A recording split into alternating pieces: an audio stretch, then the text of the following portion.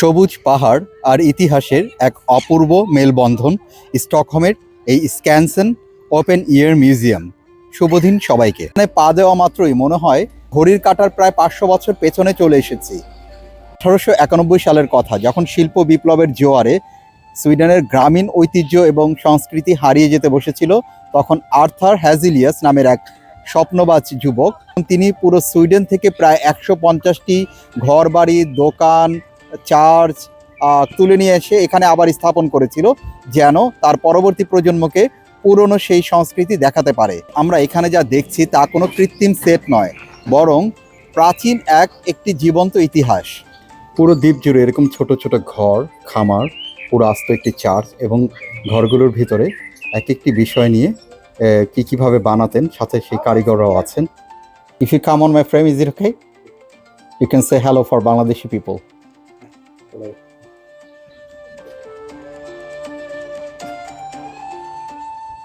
এখন দেখছেন এটা হলো উইন্ড মিল, বাতাস কল। এই বাতাস কলকে কাজে লাগিয়ে খামারের পর খামার শস্য ও গম মাড়ানোর কাজে লাগতো।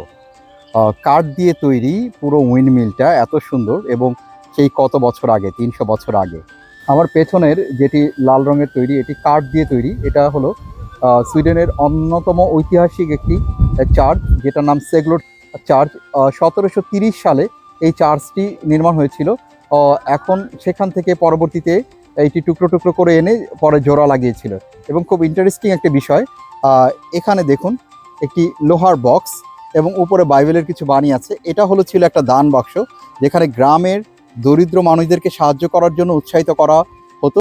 সবুজ গাছপালার ভেতরে লাল এবং হলুদ রঙের কম্বিনেশনের যেই ইমারতটি দেখা যাচ্ছে, এটি কোনো রাজপ্রাসাদের চূড়া নয়, এটি একটি বেল টাওয়ার, আর মানে ঘণ্টা ঘর। এটা একটি গ্রামের গির্জার পাশে অবস্থিত ছিল 1712 সালে, 300 বছর আগে। তখন এটা থেকে ঘণ্টা বাজানো হতো এবং গ্রামের সব লোক এক জায়গায় জড়ো হতো। আমাদের দেশে ঠিক যেমন হাটে এবং উৎসবে একসাথে অনেক মানুষ জড়ো হয়, ঠিক তেমন এখানে জড়ো হতো এই মানুষগুলো। তো লম্বা চড়া মানুষগুলো এই দরজা দিয়ে কিভাবে ঢুকতো, অলরেডি আমি একটা মাথায় বাড়ি খেয়েছি দরজা দিয়ে ঢুকতে গিয়ে। এখানে মোমবাতি রাখতো। ঘরগুলোর ভেতরে এমন খাট ছিল যেখানে তারা রাত্রে ঘুমাতো আর এই ধরনের জিনিসপত্র ব্যবহার করত। পাশাপাশি একটি তাঁত কল, যেখানে কাপড় বুনতো। আর চেয়ারগুলো ছিল এমন। আগুনের এই তীব্র উত্তাপ আর কারিগরের সামান্য একটু ফুসফুসের বাতাস, এই দুয়ের মিলনে কিভাবে একটি সাধারণ কাচের টুকরো জীবন্ত শিল্পকর্মে রূপ নেয়, তা এখানে না আসলে বিশ্বাস করতাম না। 1800 শতকে এই প্রাচীন পদ্ধতিতে তারা নিখুঁত পাত্র তৈরি করত, যা অনেক বছরের সাধনার প্রয়োজন হয়।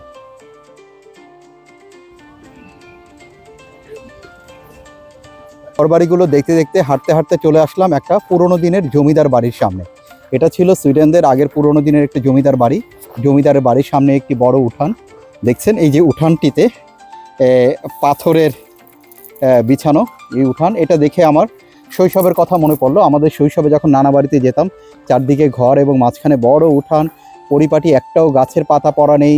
এক পাশে ফুলের বাগান, আরেক পাশে ফলের বাগান, যেমন সবেদা, বড়ই গাছ, তারপর ডালিম গাছ, জাম্বুরা গাছ, আরও কত।